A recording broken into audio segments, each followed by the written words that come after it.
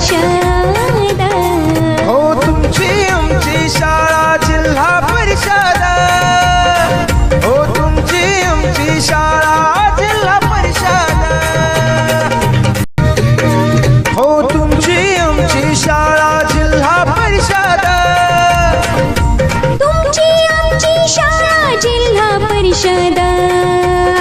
तेजुनाला car जिल्हा परिषद.